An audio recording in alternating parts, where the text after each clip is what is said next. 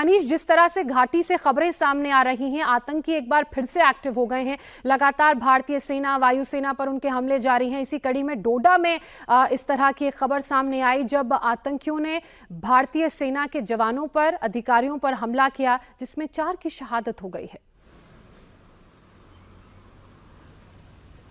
ज्योत्सना, सबसे पहले तो हम आपको ये बता दें कि पिछले 1 महीने में 7 बड़े आतंकी हमले हुए हैं और जिसमें भारतीय सेना और 1 वायुसेना का जवान इसमें शहीद हुआ है, वीरगति को प्राप्त हुए हैं। उसके अलावा कुल मिला के भारतीय सेना की 10 कैजुअल्टीज हैं।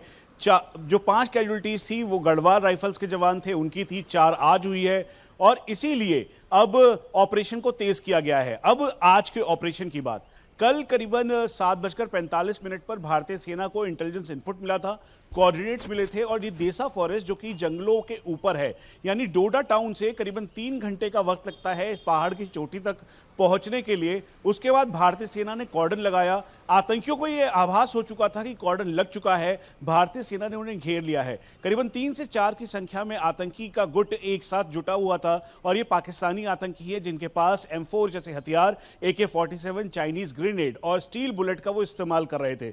उसी दौरान भारतीय सेना की घेराबंदी जब हुई तो 9 बजे के लगभग देर रात कल आतंकियों ने फायर किया, कॉर्डन तोड़ के निकलने की कोशिश की। उसी समय भारतीय सेना के अदम्य साहस और शौर्य का परिचय देते हुए जो अफसर साथ में और जवान थे वो उन्होंने घेराव किया और फिर उसके बाद उसमें ये वीरगति को प्राप्त हुए। अब इसको देखते हुए जो और टीम्स थी, क्योंकि कॉर्डन चारों तरफ लगाया गया था कि आतंकी निकल ना सके, अब इनकी घेराबंदी के लिए ऑपरेशन जारी है और जल्द से जल्द इनको न्यूट्रलाइज करने के लिए भारतीय सेना अब ऑपरेशन को तेज कर रही है। जम्मू कश्मीर मनीष, आप बने रहिए हमारे साथ। राही कपूर इस वक्त हमारे साथ जुड़ चुके हैं।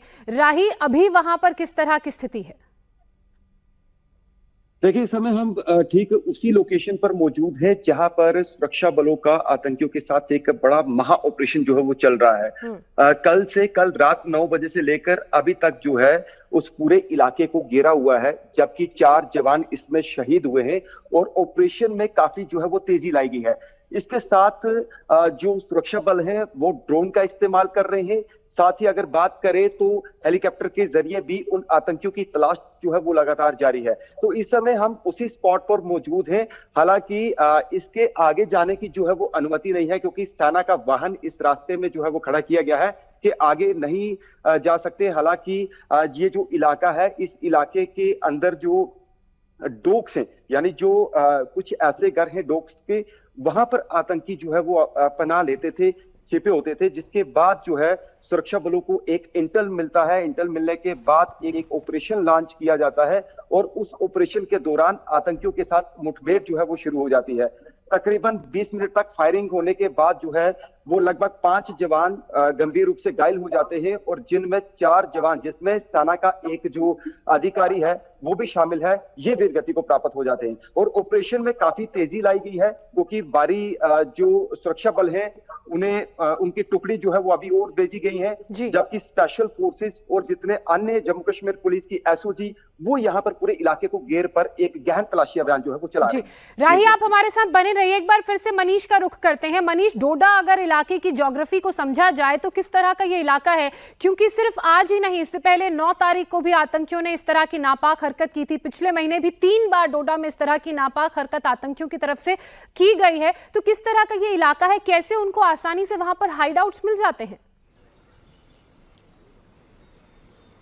ज्योत्सना, आपको ध्यान होगा मैं खुद इस लोकेशन पे था, भदरवा और डोडा, किश्तवाड़, इन तीनों एरियाज में हम भारतीय सेना के साथ ऊपर ऑपरेशन के एरियाज में गए थे।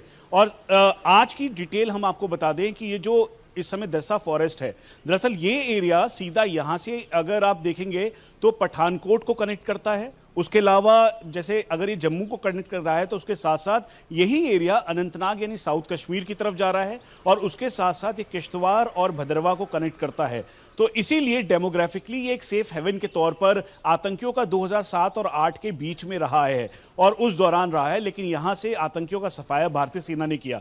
इसका एक और एक्सेस जो कि खजियार यानी हिमाचल प्रदेश की तरफ जाता है, तो ये इसकी ज्योग्राफी है जिसकी वजह से आतंकियों के यहाँ पे जो ऊंचाइयां, चोटियां हैं जहां पर इस समय भी स्नो की एक लेयर है, वहां पर ढोक बने हुए हैं। ढोक दरअसल बकरवाल या फिर गुर्जर जो हैं वो जब भी अपने भेड़ बकरियों के साथ आते हैं तो उनका इस्तेमाल करते हैं, लेकिन ओवरग्राउंड वर्कर्स यानी जो आतंकियों के साथी हैं वहां पे हाइड आउट के तौर पर इनको पनाह दे रहे हैं और साथ में सामान पहुंचा रहे हैं। इसीलिए जम्मू कश्मीर पुलिस के जो सीनियर ऑफिशियल्स हैं उनसे हमारी बात हुई, उन्होंने कहा कि ऑफिशियली कई सारे ओवरग्राउंड वर्कर्स को राउंड ऑफ किया गया है और उनसे पूछताछ की जा रही है, लेकिन आतंकी बाहर ना निकल सके इसलिए ऑपरेशन को तेज किया गया है। पूरा एरिया में कॉर्डन इस समय भी इंटैक्ट है और हर इस मौके पर यह भी बात सामने आती है कि जो स्थानीय लोग हैं उनकी भी आतंकियों को इस तरह मदद मिलती है, तभी वो हमलों को अंजाम दे पाते हैं। आप बने रहिए हमारे साथ।